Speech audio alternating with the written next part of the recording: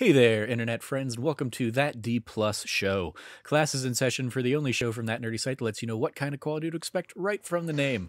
I'm your host, Trevor Starkey, and each week we dive into a different Disney Plus offering and discuss its history, how it holds up today, and our general impressions. As I'm like just kind of saying that whole thing by rote, I'm like, oh, this is probably going to be a little bit more of a D Plus episode than usual, because today we're going to be talking all about Halloweentown High, as a brief spoiler for my thoughts. But before we dive into that, if you like the show, we would love it if you like, subscribe, rate, review, share the podcast with your friends, all that fun stuff.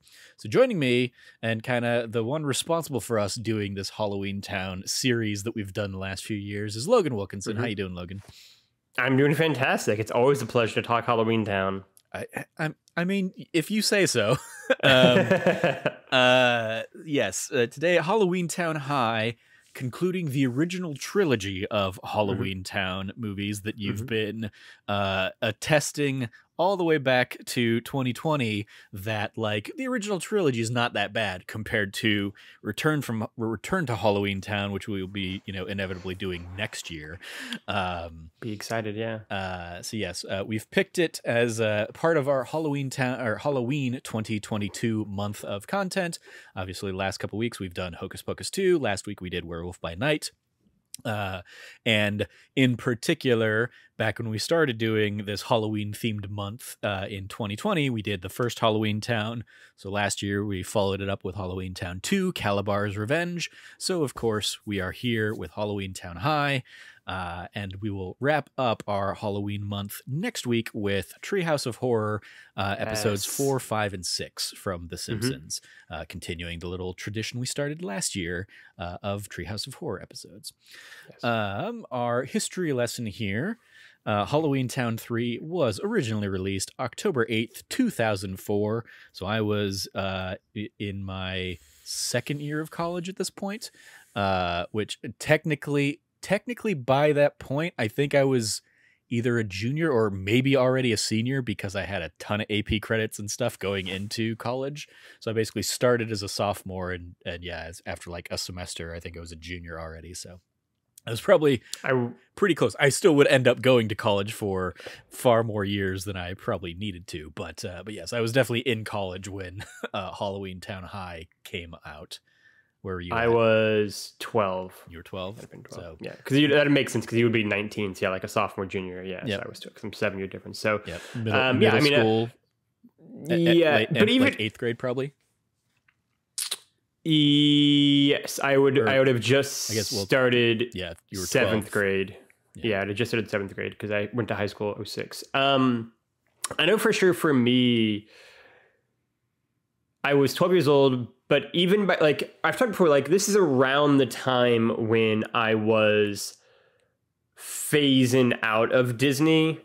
So it sort of fit in that this is where like Halloweentown originally ended. Because I remember watching this when it came out, and at the time being like, that was good. I didn't love it as much as like at the time I loved the first and second one. The second one admittedly is rough and low budget in hindsight, but I would have been even younger obviously for that. But like this is around the time that like pretty much all the things I'm watching on Disney are either coming to an end or I'm aging out of, and I'm moving more to like Nickelodeon and like Cartoon Network and just more like mature shows in general.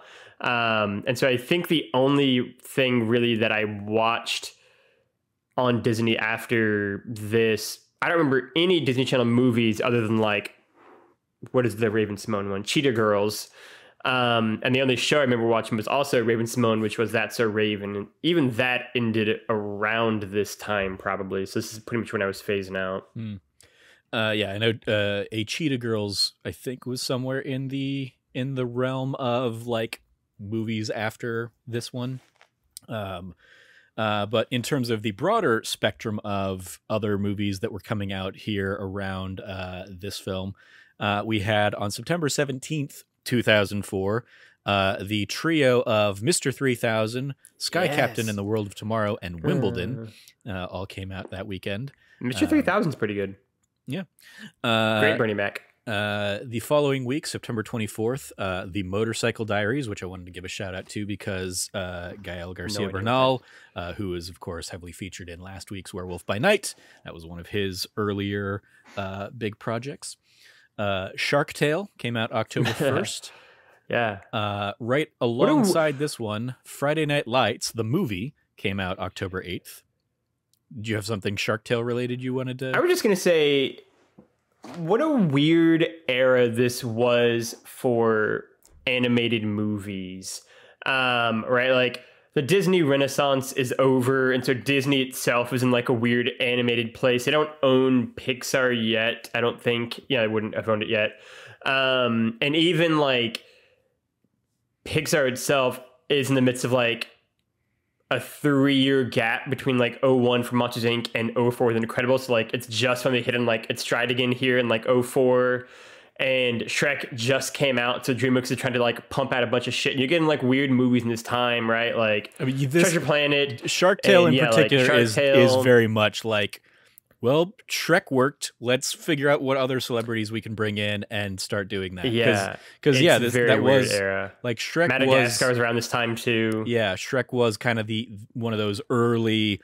Hey, we're gonna just cast famous people in the voice acting roles as opposed to voice actors, and hope that works out for us.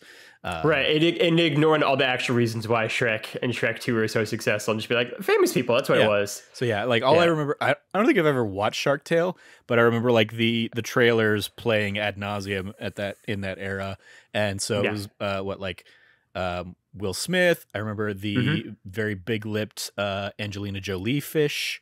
And just probably a whole bunch of other, like the celebrities of that era, just, hopping in, doing a quick, that was pretty much what DreamWorks was doing. Cause you had Madagascar, you had, Madagascar, Kung Fu Panda. All of those. I probably haven't literally seen Shark Tale in like 15. That'd be an interesting one to go back to in some ways. Just like see what that movie looks like in like 2022 versus 2004. Mm-hmm. But yes, alongside Halloweentown High, the movie Friday Night Lights came out, not to be confused with the show, which would go on to spawn Friday Night Dying Light, one of our long-running series here. But yes, wanted to give that a shout out. October 15th, Team America World Police. You want to talk about like you were in this era of, growing out of Disney as somebody who like, was in middle school when South Park really started blowing up, and then like basically like a South Park fan through high school, like them doing Team America World Police was like, oh, this is an interesting, different project for these guys. Puppets. Okay, sure. We had Sideways on October 22nd for all you Thomas Hayden Church and Paul Giamatti and wine fans.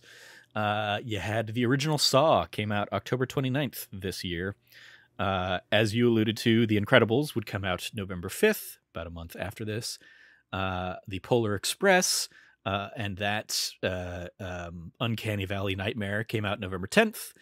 And then on November 19th... I love the Polar Express for what it's worth. All right. November 19th, we had the 1-2 punch of National Treasure and the SpongeBob SquarePants movie. I saw SpongeBob SquarePants in theaters. I think it was Thanksgiving that year. That would make sense based on that timing. Yeah, November 18th on Thanksgiving Day with my dad and sister. I mean, obviously, I love SpongeBob. We unfortunately have a Disney Plus series and not a Nickelodeon one. Otherwise, we would have definitely already done the SpongeBob SquarePants movie. That is like, there is a very clear-cut, distinct era like split in SpongeBob, right? And as both of us are very big Simpsons fans, and you can kind of break that series down into multiple eras as well. And I feel like in some ways SpongeBob is simpler. It is just like there is a Steven Hillenburg era, or I guess not pre, but like Steven Hillenburg era and then post him, right? And like SpongeBob was originally supposed to end with the SpongeBob SquarePants movie, and indeed there wasn't another episode of the series for like 2.5 years after the movie. And Hillenburg left the show but never come back to it again. And the tone of the series post the movie and post them come back in like 06-ish time frame, 07, is very different. They changed the art style. Not some people's cup of tea. I still think it's very good, but it's definitely very different than the like original run. A little bit like Family Guy, right? Where like the kind of art style changed a little bit from like pre them getting canceled versus them getting canceled. And it's a little bit like that. It was a little bit cleaner now. I think of because I was never as like SpongeBob is after my era of like right, yeah, sure. stuff. But I think of like Doug when they went from Nickelodeon to Disney, or Ren and Stimpy when like Ren and Stimpy kind of like had a little bit of a like a cleaner art style a little bit after the fact. But yeah, I mean it's definitely like, I think especially now if you look at like Simpsons over the years, you can almost pinpoint sometimes like, oh, this is this is like, you know, season 1 through 4 Simpsons, this is, you know, season 5 through 10, or this is like the like bright oversaturated like modern era. That's what made, I'm sure you agree, that's it. Part of what made Treehouse of Horror last year so fun is that it was that, I mean, that would have been what the first 3 Treehouse of Horror, so seasons 2, 3, and 4, right? And like just being like, man, I don't go back to those seasons all the time. Obviously, I have 30 years of Simpsons to watch. And so it was kind of nice to be like, oh man, like, oh yeah, it was like a blast from past to go back to like, what, 30 plus years ago for Simpsons and kind of be like, all right, that's just such a great style. And that's what makes me so excited for next week, where it's like, we were hitting like the golden age of Treehouse of Horror, like episodes now with like 4, 5, and 6. Yeah. I mean, I back when I was pulling like promo image tweets and stuff back at the beginning of the month for this, I kind of did like a quick, like, what are the iconic sketches from those episodes?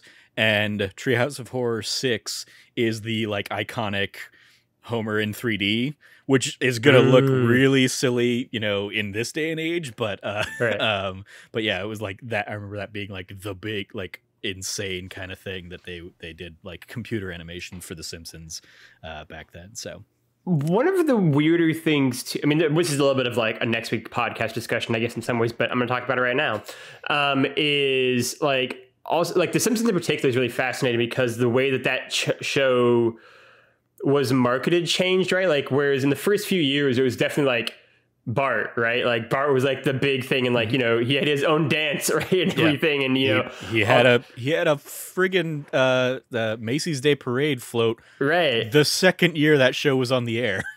Right, and like Bart was such a huge deal, and they were definitely marketing that towards like the kids, and then like at a certain point in time, like a shift happened, and it very much became all about Homer, much more, and I think where we're going to be at in the episodes next week is sort of as that shift is sort of happening a little bit, like from like the early 90s to more to like the mid 90s now. And yeah, it'll be very interesting to see. And SpongeBob, the way that Shravia always, just bring it back to the original point, the way that Shravia describes it as she is a massive SpongeBob fan, is the newer version of that show is much more, I think, like gross out, like shock humor kind of stuff, as opposed to some of the earlier seasons that I definitely grew up watching and have seen like every episode like 10 times. This one's much more like bodily autonomy, like breaking apart and disintegrating, and like violence and that kind of stuff, and less some of the maybe just like jokes and satire that they were doing in the earlier seasons. Yeah, for me, the analog on that front is like, I grew out of The Simpsons and I grew into Futurama. And I think a lot of the writers left Simpsons to go write on Futurama and kind of have like a different voice and a different. And I think there's probably an element of that also in the like transition from Bart to Homer as the focus is, you know, a whole bunch of Yale graduate or Harvard graduate writers in their, you know, 20s and 30s started having kids. It becomes way easier to write Homer as a character as opposed to trying to remember what they were like as, you know, 10-year-old kids. Right. So, yeah. Anyway, we'll talk more about Simpsons next week. A little bit more here in this one. The runtime for Halloweentown High had a nice brisk hour and 22 minutes. I was definitely not looking forward to hopping into this. So when I saw that, I was like, oh, at least there's that. At least it's only an hour and 22 minutes. in the Disney Channel original movie timeline of things, just for a little bit of additional context, the original Halloweentown had come out October 17th, 1998, and we had a number of Disney Channel original movies. Halloweentown 2 came out October 12th, 2001. That poor timing right after 9/11, of course. Then here, earlier in June 2004, Xenon Z3 had come out. So the third of this definitely was the end of the era for Disney Channel movies for like my generation. Yeah, very much so. Yeah. Stuck in the Suburbs came out July 16th, 2004. Yeah. Tiger Cruise was August 6th, 2004. Halloweentown High wrapped up the year of Disney Channel original movies here October 8th. 2005 followed up with Now You See It. Then we had in March 11th, 2005, Buffalo Dreams. The next one I recognized as like a possible thing was Kim Possible movie So the Drama. Came out definitely know that one. April 8th, 2005. I think I don't have it written here, but I think Cheetah Girls was like the one after that. But I did skip ahead a little bit because we had the Proud Family movie came out August 19th. Then we had Twitches was the Halloween movie of 2005. And just because a couple of the cast members in this one were like in the before they were famous, High School Musical would come out January 20th, 2006. So it's about a month and a year and 3 months ahead of that. And so like seeing Lucas come Gabriel. up in this, Lucas, and as well as the troll girl is Olesya Rulin. Seeing them pop up in this, I was like, okay, where does this happen in the timeline against High School Musical? Because I gotta imagine this is before High School Musical. So yep, it was basically their early. I think this was Lucas Gabriel's like first thing. I'm sure it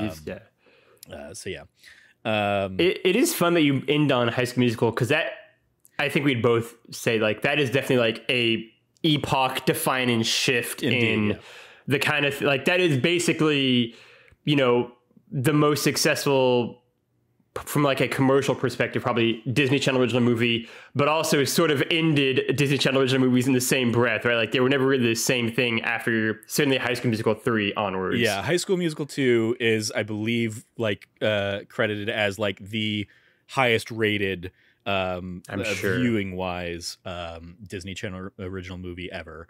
But yeah, High School, like I remember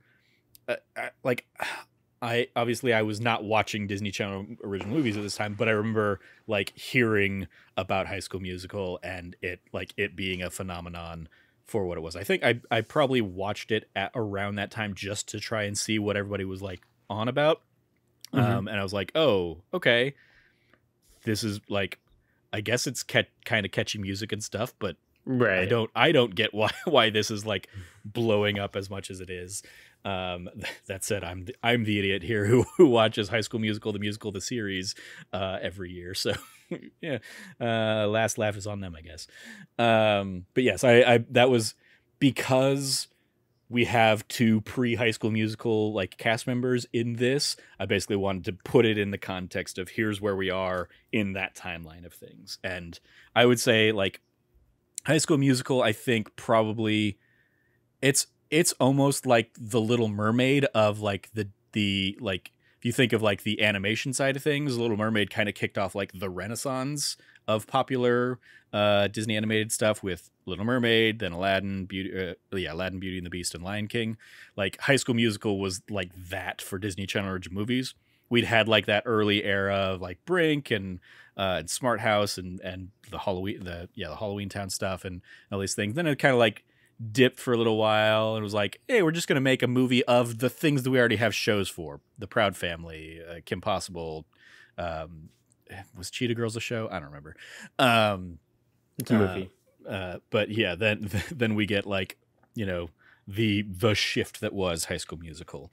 And yeah. Diving into our roll call, the director here, Mark A.Z. DePay, is an ILM animator who started with working on The Abyss was his first ILM project. He basically like a big CG person. So it was very interesting to see him in this. He directed Spawn, back in the 90s, as well as the Disney Channel original movie Pixel Perfect. He had a handful of projects in between then, but like none of them overly notable. But recently he did do Marmaduke. He did that movie earlier this year, I believe. And it was fascinating pulling him up on IMDb because I was like, I just saw this guy in the Light and Magic series that is on Disney Plus. He's in like the later half of that series because he comes in to like really, he's like one of the big spearheads of computer animation as ILM moved from like physical models to that, with things like The Abyss and things like Terminator 2, and then of course Jurassic Park.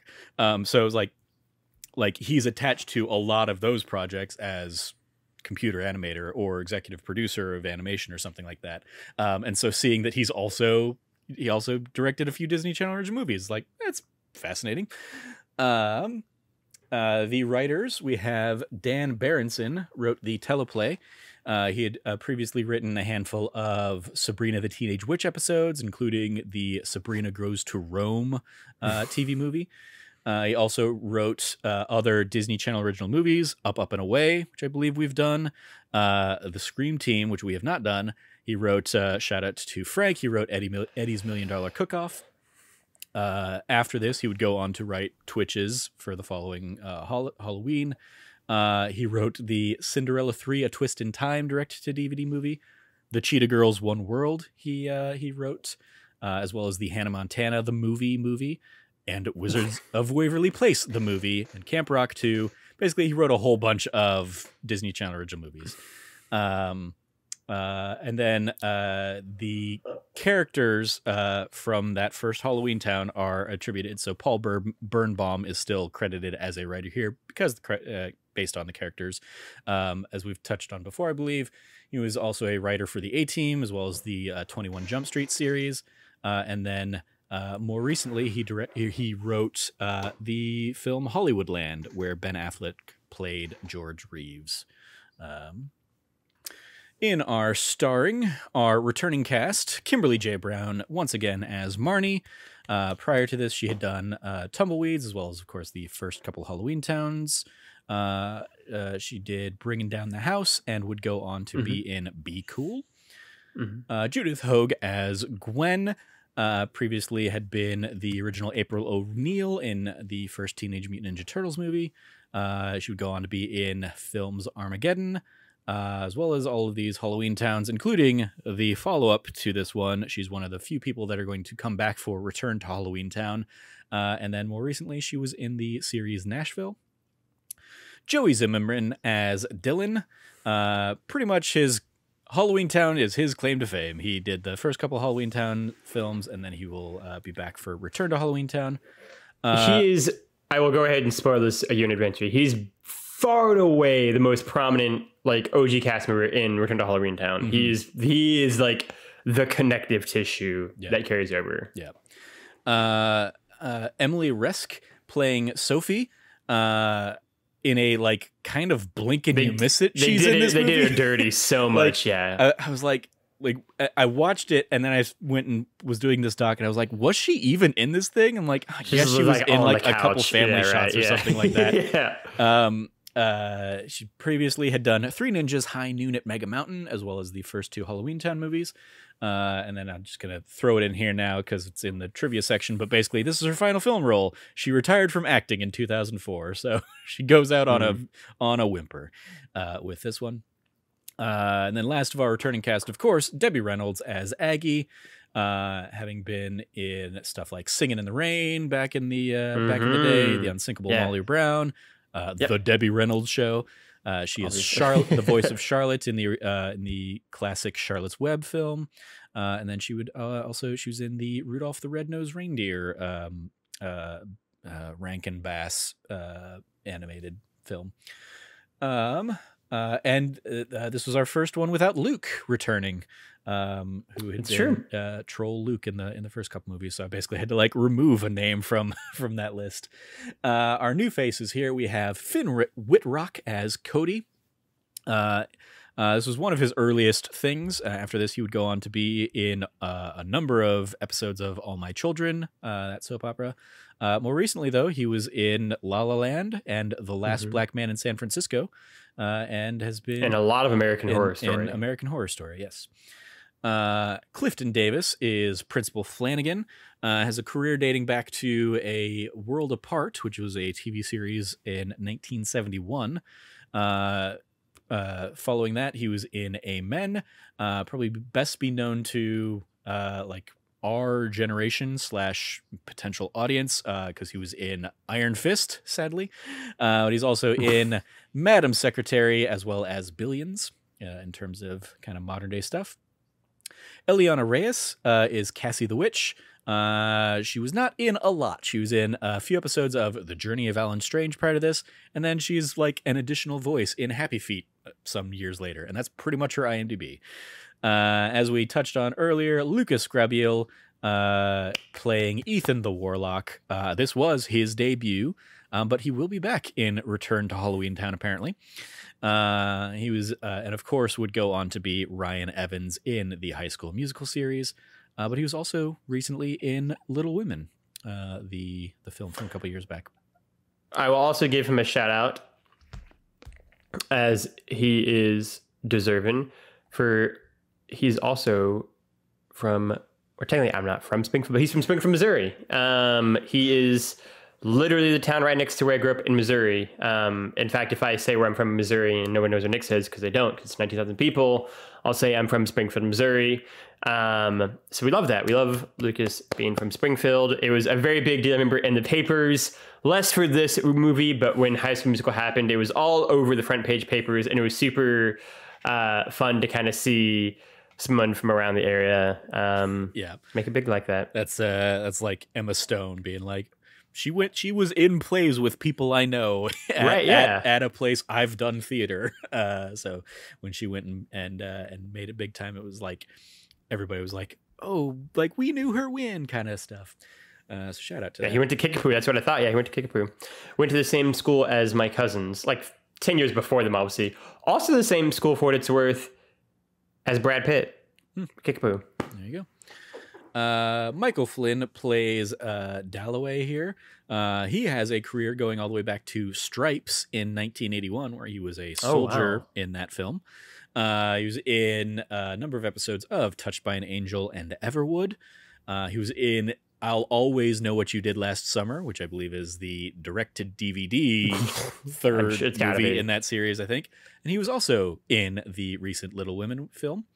And then lastly, I pulled in here Alessia Rulin as Natalie the Pink Troll. She was, prior to this, had also done episodes of Touched by an Angel and Everwood, and of course would go on to be in the High School Musical series as Kelsey Nielsen, aka the Little Pianist. She was also more recently in that PlayStation series Powers, as well as a handful of episodes of NCIS Los Angeles. Diving into the trivia here. After the previous installment received criticism for being too dark in tone, this one was made to be more family friendly. Crazy argument. I don't know what movie they watch. I mean, like, I guess it's more dark than the first one, because the first one's just like such a like bright. I don't know. I mean, maybe not. That the first one's got some pretty dark scenes, like in like the bowling alley with him like come out of the screen as like an actual monster. I don't know. Yeah, that's a weird take. Yeah. The high school used in the filming interior and exterior carnival scenes. This is a great fun fact. Is located in Salt Lake City, Utah.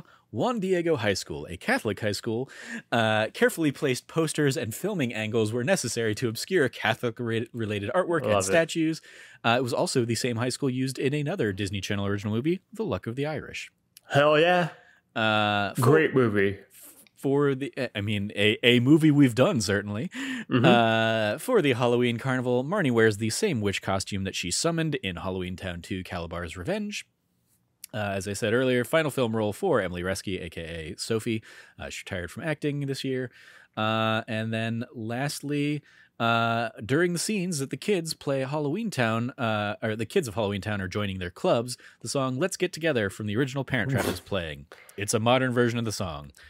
I was starved for things to write for trivia for this one, so I pulled in pretty much what IMDb had for me.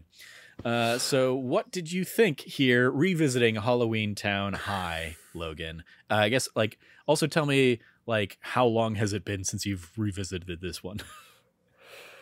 This one is the one I watched the least, right? I love Halloweentown. I watch Halloweentown, the OG one, almost literally every Halloween. I mean, I watch the movie a lot. Certainly through being like 2021, right? Where like the 31 days of like Halloween that ABC Family would do kind of thing. I was watching that all the time, right? Constantly. Halloweentown 2, I'd watch quite a bit too. This one I probably haven't literally seen all the way through in 10 years, right? Because like even among like the ABC or whatever the ABC Family is called now, but back in my day, ABC Family, I think it's Freeform now. They just didn't show this one as much, right? Like they would show Halloweentown every year. They'd show Halloweentown 2 most of the time, and then they just wouldn't show this one. I've never seen Return to Halloweentown ever shown on anything after it came out ever. So let that be a testament to the quality of it, I guess. But no, I mean, it's definitely the one I watched the least. I will say, watching it again now, it's interesting. One of the conversations we talked a lot about last year for Halloweentown 2 is how strange it was that the budget for that was seemingly cut from what the first Halloweentown was. Like there were like 2 locations they were in for like that whole movie. Mm-hmm. And this one, they go to more places, but it has a very similar like low budget. Like the special effects in Halloweentown 1 are still the best of the whole series. And that seems so strange to me. Like this movie did well, was very popular, got 2 sequels, yet they didn't really put any investment behind them in the same way. And I think some of the special effects in this one are pretty rough. Mm-hmm. That being said, I think, I maybe enjoy this. I think I probably enjoy this movie more than Halloweentown 2.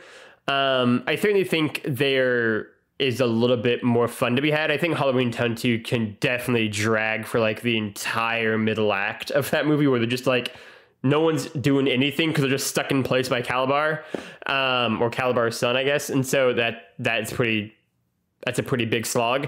I also do appreciate the fact that there's like no payoff from how Halloweentown 2 ends. They don't like go back to Calabar or anything involved with that at all. Just we're not going to go back to that. I mean, the payoff seems to be, and I had completely forgotten about this, but the payoff seems to be, well, she opened the portal, so now people can go between the places at any time instead of just on Halloween. But it was also like the fact that this is Halloweentown High and the only Halloweentown scenes we see are basically in the like little tribunal meeting room or whatever. They don't got the budget for that. Yeah. Like they don't even go to like the lesser budget version of Halloweentown's town, just a little town square that we saw in the last movie. They just give up on that entirely and like, all right, we're just going to set this weird decision. We're just going to set this whole thing in our world and we're going to bring a few characters from Halloweentown here so that it's restricted and limited. You don't have to have a ton of extras in the background being dressed up in the toll. And it's just like those kind of decisions where I'm just like, what are we doing? Like at a certain point. And yeah, so that's unfortunate. But I do think there's some fun to be had here. Like it is definitely like that transitionary period of Disney Channel movies where like, it is definitely not the Halloweentown vibe and it's not quite High School Musical area, but it's sort of drifting more in that direction. But there are moments I really enjoy here, right? And I still really like Marnie, right? I think Kimberly J. Brown is just like a really fun actress, and I like her a lot. And I like the fact that they sort of play with your expectations and even sort of draw attention to it by saying that, like, yeah, I do think this boy who you just met, maybe he is a bad guy. That's literally the plot of Halloweentown 2, Marnie.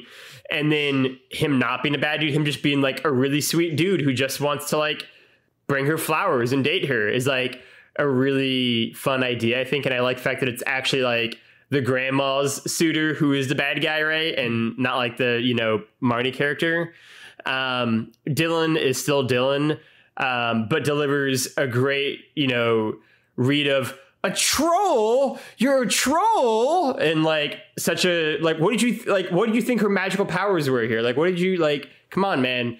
I would say like my favorite part of this movie, and it's probably slim pickings, but probably was their subplot, the Dylan and Melanie subplot, specifically because it ends with them being like, no, this is too gross, we're just gonna be friends.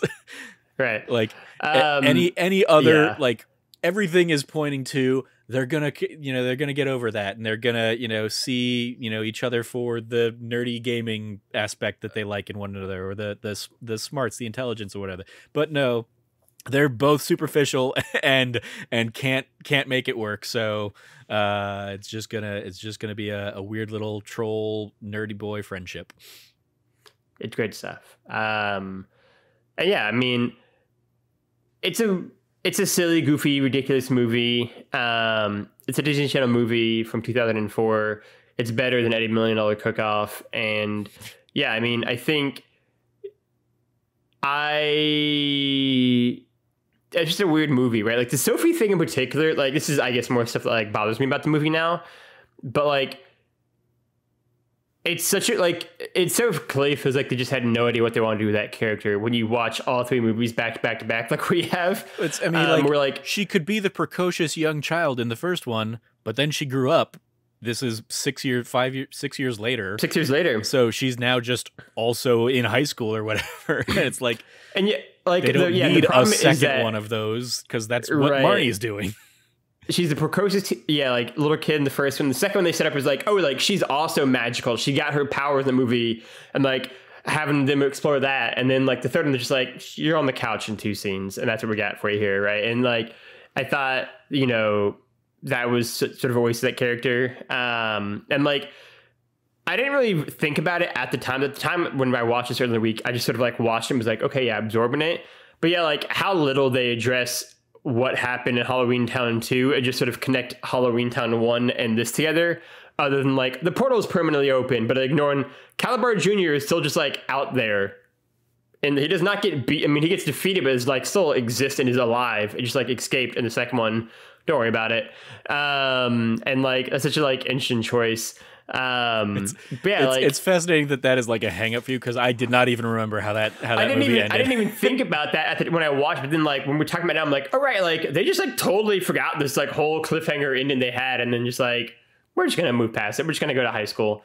But I did enjoy the scenes of them all like going to their various classes. I liked what's her name, the other Cassie, a lot, who is out there like documenting the eating habits of like the boys at the like lunch table. I thought that was really fun, and like how people like introduce themselves, and they call me a freak. How did they know I'm a freak? Like I thought she was a really fun character. But yeah, I mean, yeah, it is a fine movie, I think, overall, but still a fun one, and I think I enjoyed it on the whole more than Halloweentown 2, even if Halloweentown 2 is maybe like a better like made movie kind of thing.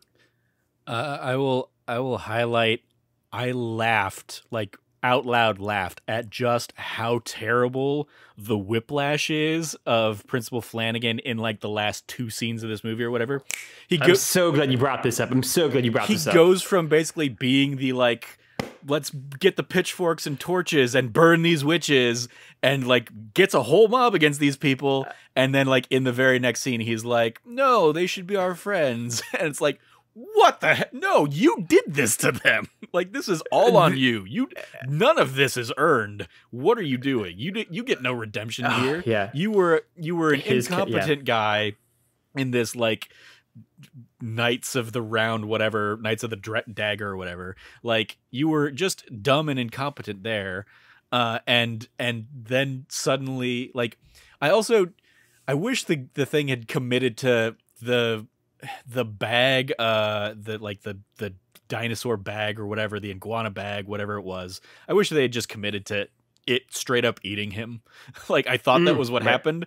And then it, like, when it's like, no, it just somehow took his ring and he's fine. Maybe has a little bit of a limp now. Right. I was like, what is happening here? How did he get the ring off of that? Yeah, none of that made sense. But yeah, that was all just wildly stupid. And I was just like, I can't believe that they're like just trying to they've just clearly given up if this is how they're trying to like resolve this character at the end. I think that, say what you will about Halloweentown, I mean, I think it's mostly like a fun movie. There's not a ton to like nitpick about Halloweentown 1. Like, I think that movie set up its universe really well and like set up the rules of that universe and like the mortal world and the Halloweentown world and just like the powers and abilities that people have really, really well. And I think when we fast forward 6 years to get to Halloweentown 3, they are just constantly making up shit as it flies. Like, it feels like it flies. Like, so he takes all their powers, and so now they don't have any powers. And then they take their powers back using what? I don't know. They don't have any magic powers to take them back with, but they take their powers back and then also take his powers. But that's not how like a reverse spell works. And then he gets put in like a glass and it's like, what are we doing here? I mean, yeah, like the principal in particular, I'm so glad you brought that up because I had forgotten that he wavered as much as he did. Because the movie started and I was like, I'm pretty sure he's the bad guy. And they're making you think that it's like the boyfriend's bad guy. And I was like, I'm pretty sure I remember that Lucas is also Lucas Gabriel is also a bad guy, but maybe not. And then he was a bad guy. And I told Trevor, like, I knew he was a bad guy. I knew he was bad. But the principal, like, even before those, like that whiplash inducing scene, he's got like this weird, like, equivocation of like, oh, like, I'm not bad. I just want them gone. They don't belong here kind of thing. And then like, him and Aggie talk and he's kind of like, oh, like I feel a little bit bad about that, right? Like, you know, and she like really kind of slaps him around a little bit, like verbally, and then they kind of go off and it's like, all right, yeah, he got put in his place and it's like, you know, he's not going to be there anymore. And then he literally sets a mob loose on them. Like, it is not like a figurative, he literally sets a mob loose on them in like a really like intense, crazy way that's like we're in like, you know, the Jim Crow South all of a sudden here, like a mob attack. And then literally like in real time as we were watching it, like 2 minutes later, he's on the ground picking her up saying, these people are okay. And it's like, what a crazy whiplash inducing sequence. Like, it's so fast. He's trying to convince everybody else that he whipped up. He's like, they're your friends. What do you, like, you did this to them. It's crazy, Trevor. Like, I don't understand. Like, it's like they had like mapped out that character arc and had it all finished up and thought they had like an extra week to finish the rest of the script and then realized that the assignment was due tomorrow. And we're like, we got to just get this done, man. We just got to get this done because like that leap was so abrupt and sudden. I feel like it was like, I like, here's what I feel like. I feel like it was, and they do this a little bit, but I feel like those lines were supposed to be Cody's lines, and he just came in and like stole the kid's script, like wrote, like crossed out the kid's name and was like, I'm getting more lines in this, and I'm just going to say these lines. Cause yeah, it was just like cause that's crazy. He's trying to be the voice of reason that Cody's being in that scene as well. But it's like, yeah, you were the guy that... He didn't set a mob on them. Yeah. you did this. You created this mob, and now you're trying to put the genie back in the bottle 2 minutes later. What are you doing? It is so strange. Like, so many of the character decisions at the very end are just like, so like, what are we... Like, what is going on right now? How do we get here so quickly, right? Like, even, you know, like Lucas Gabriel's character's name, who is totally forgettable otherwise, like the bad guy's son, basically... Even his like sudden turn is a little like, okay, like you've given me like some breadcrumbs here, but like they've done what they wanted to do now. He has no reason in this moment to turn around. His dad's not like killing them. It's like, all right, yeah, like we can leave now. We got what we wanted of this. And he's like, no, Dad, like I stand with them. And it's like, I don't know. I have no reason to think he's doing this. And also like I really like the idea of like Aggie knowing he's being super sus and like watching him like bolt from the house and then having no real payoff on that. And there's not like her like having a conversation with him and talking about him and her like convincing him to be good. It's just sort of like, boom, now he's a good guy. And it's like, okay, that's fine. I do particularly love, I think it's Dalloway, the like evil Halloweentown, like, you know, judge man, for being the Mr. Wint and Mr. Kid. He knew what kind of movie he was in character. Like, that dude stepped up and was like ready to eat on some scenery. He was just fucking ready to go ham. And I loved how over the top his character was pretty much constantly, especially in the scene with him and the principal in the office together, where he is just like suddenly so cartoonishly, diabolically evil. And it's great. And then at the end, as like he like takes their powers, he's just hamming it up so much, and it's great. Like, I love him for knowing exactly what kind of movie he is in, and is having a blast with it. Yeah. Also, shout out to just completely shoehorning in Aggie as a teacher at the school, and then being like, well, we don't want to have to hire other teachers for other classes, so we're just going to shuffle her around to every other class so we can see. So you can get a new bit every 10 minutes. Exactly, so we can see what a witch would say about this thing. And it was just like, this is wild and stupid, and like it was. I was very confused at first. I'm like, wait, why is she a teacher now? Where did this get established that this was what she was going to be doing? What?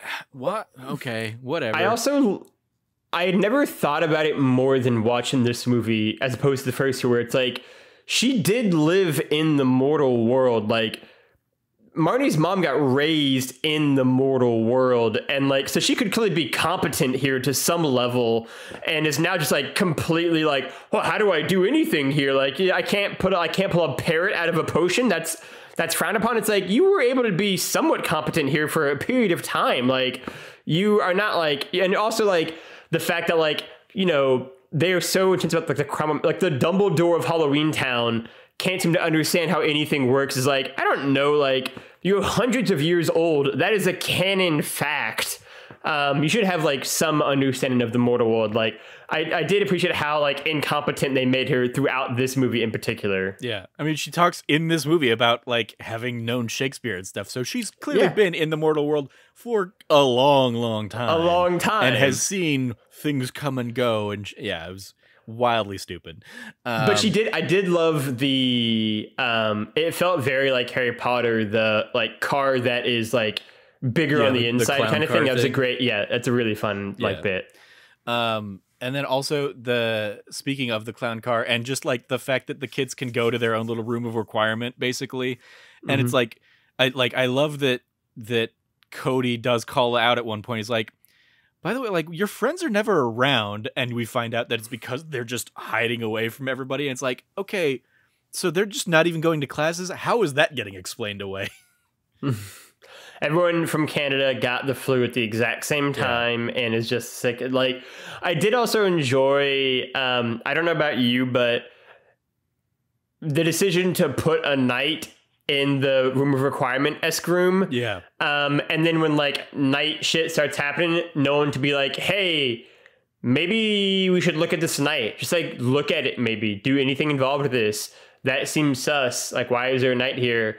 Was a pretty good bit. And the fact that no one, like, it's just the pipes, loud banging on the locker door, just the pipes, just, you know, I'm still working out the kinks of the spell.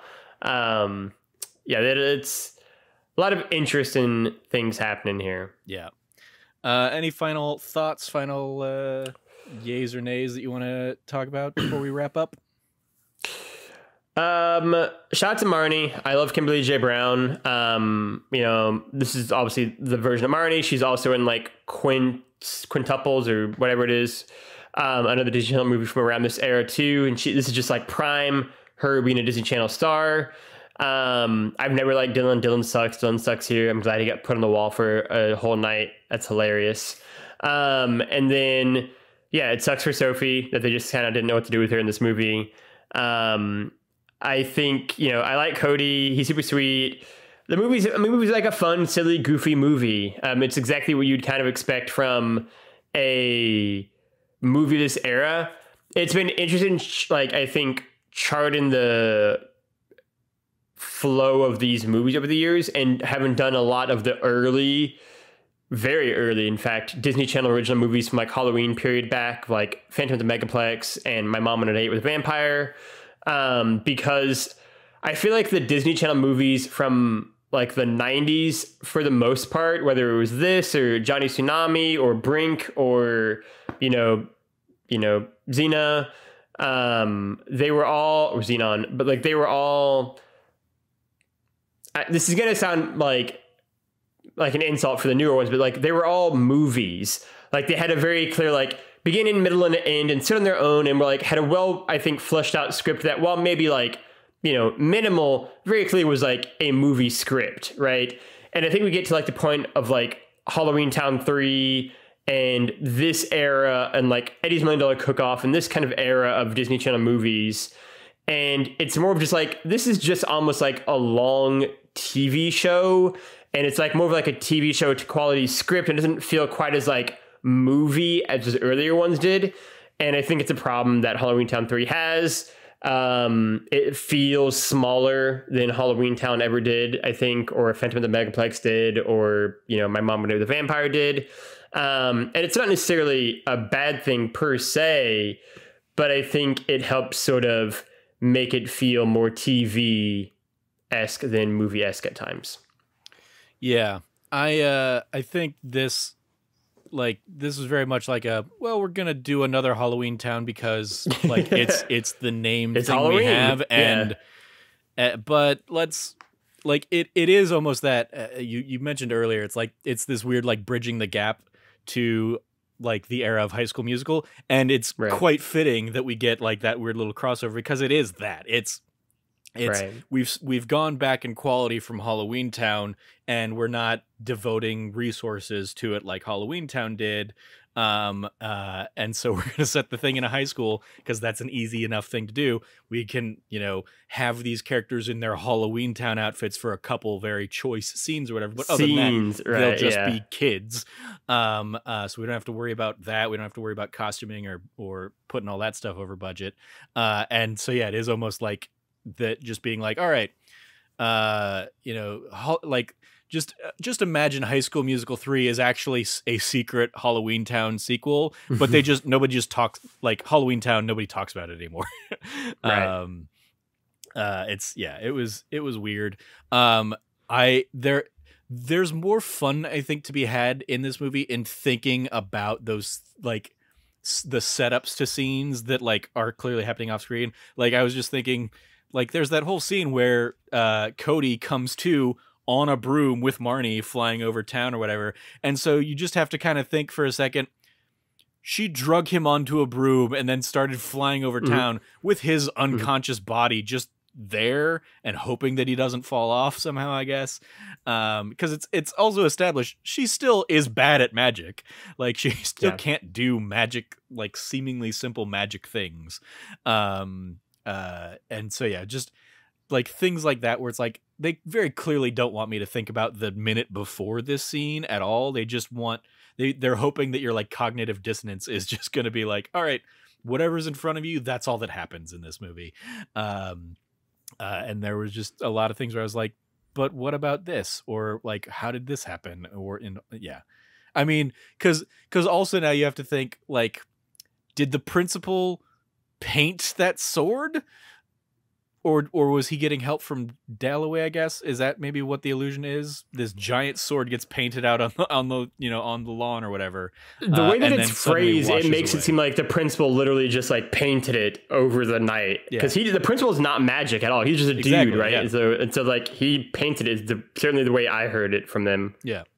So yeah, just weird stuff like that. And I think in large part because I don't have like any kind of nostalgia resonance to this, apart from having like as we talked about 2 years ago when we watched the first Halloweentown, this like, this memory of realizing that I'd actually seen Halloweentown, but I like would not have been able to tell you what Halloweentown was about beforehand. I definitely had never seen Calabar's Revenge. I've definitely never seen this one. And so like this lack of nostalgia for these, I'm just like, none of these were good. Halloweentown is as you kind of touched on, like it's more of a movie at least, as opposed to the other two that kind of forego your typical movie tropes of a beginning, a middle, and an end, and characters with, you know, motivations and goals.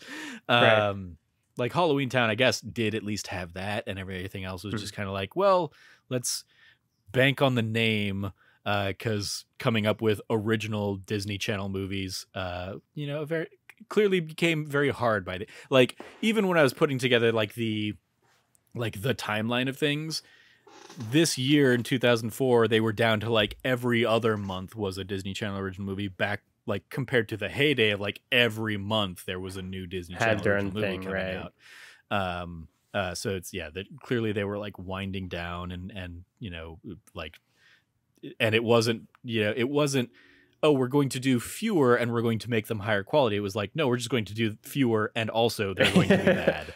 Yeah. So yeah. I guess I'm glad there's only one more, and I guess I'm hoping that like it stays that way and we don't suddenly between now and then somebody be like, hey, I've got a great idea for a Halloweentown 5 as a Disney Plus thing. You know, but see, that's an interesting point. Like, I feel like if they did that, that movie would be at least good.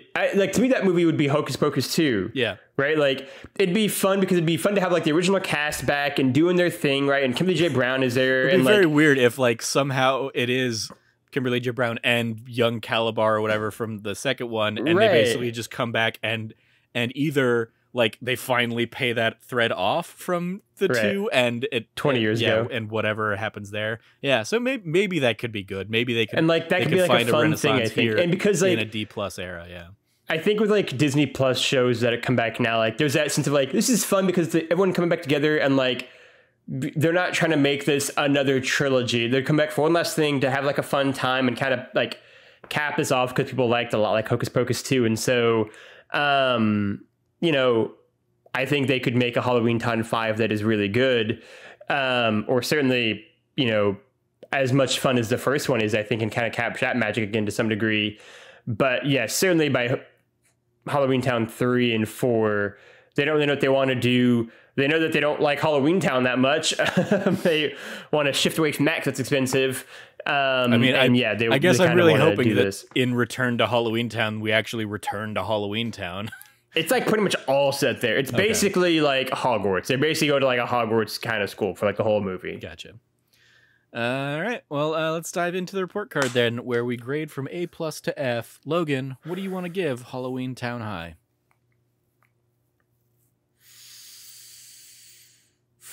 That's a good question. I will give Halloweentown High a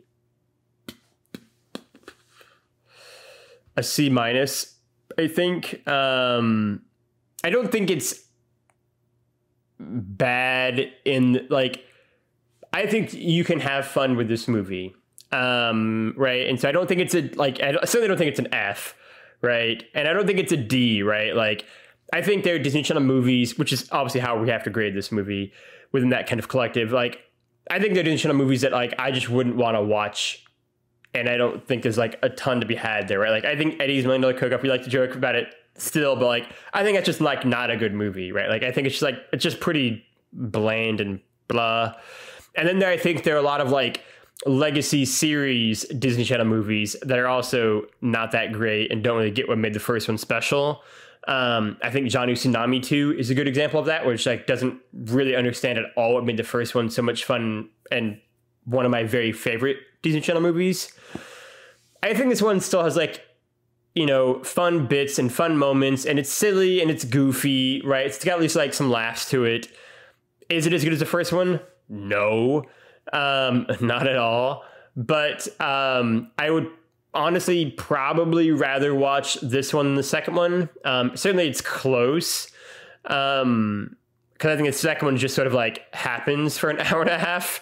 And then like, you know, I think it's probably around par with like Z's 3.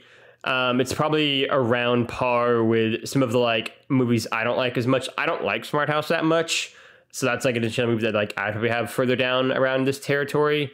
And I think it's just indicative of like the end of that era of Disney Channel movies, right? And come 2006, they're all going to be musical based, whether it's Camp Rock or High School Musical or Cheetah Girls or, you know, fill in the blank, or just straight up like the series finale movie, like they did for Wizard of Waverly Place, or That's a Raven, or The Sweet Life of Zack and Cody. All just had like movies to end their shows. Hannah Montana had a movie to end her show. Kim Possible had a movie to end their show. Even Stevens kind of thing.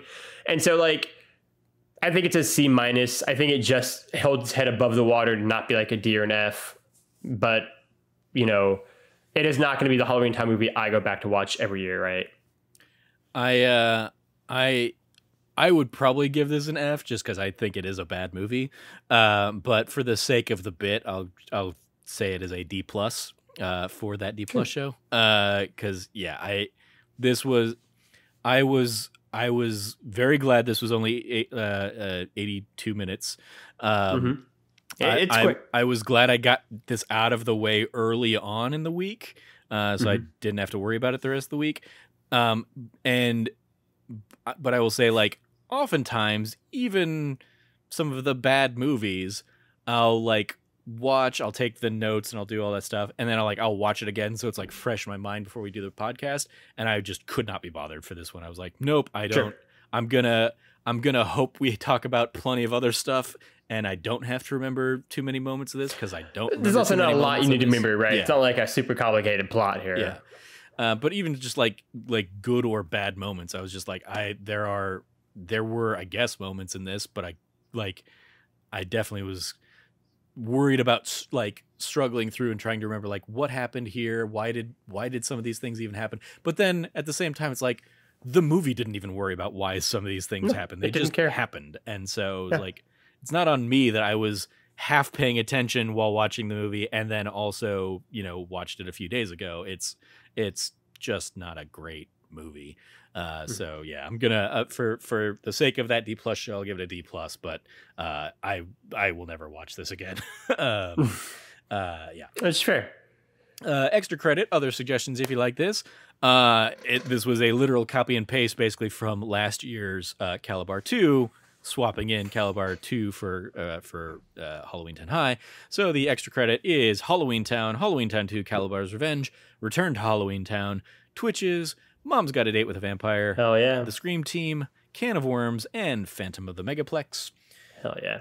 Extracurriculars. You watching anything else on Disney Plus? You all caught up on Andor? There's so much happening on Disney Plus, right? We got She-Hulk, we got Andor, we got other things happening probably that people watch, but mainly those two things. I want to talk. We're going to have our episode about the She-Hulk in review in a couple of weeks still. But what a Miss Marvel-esque breath of fresh air, right? Like, people don't like She-Hulk, I guess, on the internet. I don't know. I think She-Hulk's a ton of fun. I love its LA Law, silly, goofy, like very like almost Psych-esque kind of like meta humor. And I just think that beyond anything else, Jennifer is just such a innately charming character.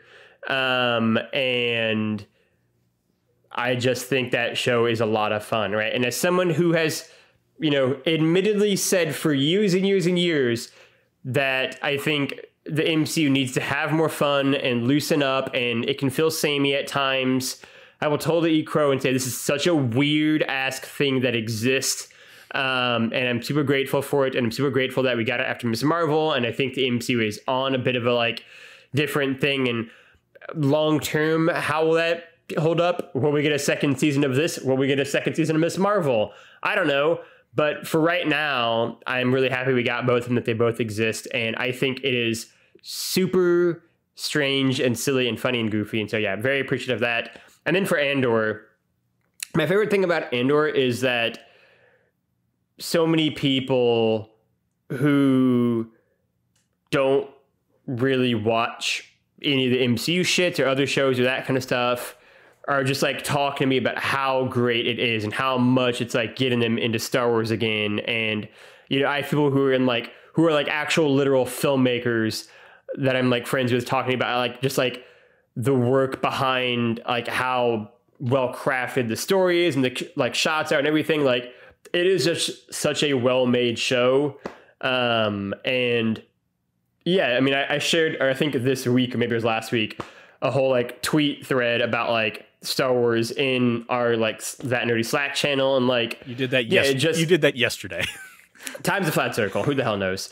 But like, you know, like we obviously all of Star Wars at That Nerdy Site. We did a whole ass like 10, 11 week series about it last year.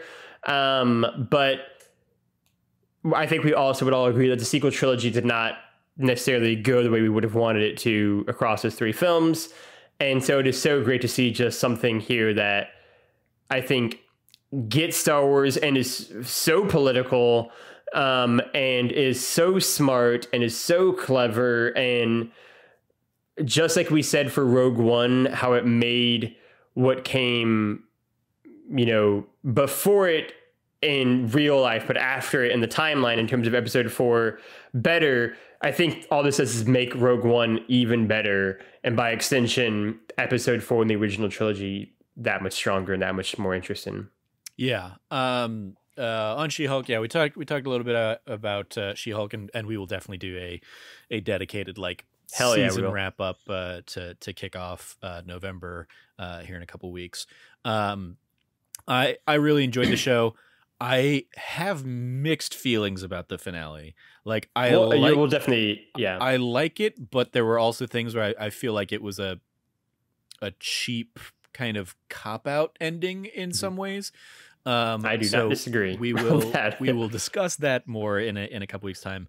And then Andor, as we kind of kick off the back half of this season, the like fallout from all the Aldani stuff in this week's episode, I really enjoyed, and I'm very much enjoying like seeing the hints of the Cassian that we will get in Rogue One, and seeing kind of the journey to that, but also even more so like the beginnings of the Rebel Alliance and all that stuff, and kind of the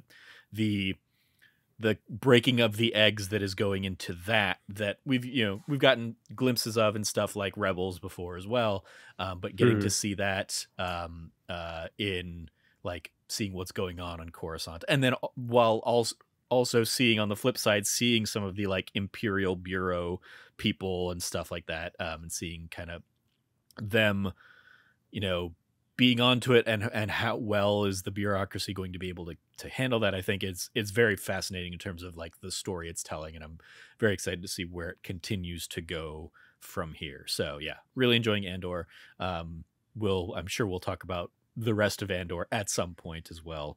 But yes, and then did you obviously you weren't on the show last week for Werewolf by Night, but did you ever end up watching Werewolf by Night? I haven't. No. Okay. I plan on watching that probably this weekend, actually. Cool. I will be curious to hear what your thoughts are on that. I'm going to love it, I'm sure. If you want to hear mine and Cameron's thoughts, you can check out last week's episode. And yeah, I think that's probably all I watch. I don't think I've thrown anything else on D+ wise. So we will go ahead and call it there. That is going to do it for this week's episode of That D+ Show. Thank you, Logan, for joining me to talk about Halloweentown High here. Got another year before I need to worry about Halloweentown stuff again. Yay. You follow Logan at Lefty Logie, LoggyY. Anything you want to give a shout out to there, Logan? I will give a shout out to Trevor playing through Skyrim. His tweets went live today. I believe the timeline is Times of Flat Circle. I'm pretty sure it was today.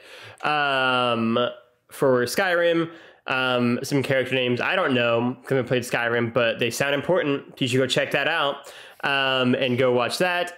And Cameron doing his Friday Night Dine Let's Play. You can go check all that out. But Trevor doing his own mini kind of long Let's Play through Skyrim has been a lot of fun. And I encourage everyone to go check all that out. And then also go check out That Nerdy Site show from this past week with Trevor and Cameron there as well. Mm-hmm. Yeah, I talked on this week's show. I talked about Lego Brick Tales. I mentioned on there I am platinum number 3 in the world on that. I think I've not checked on that again, but I That's my boy. I made it through that game real quick and enjoyed it. It was a fun little change of pace for a Lego game.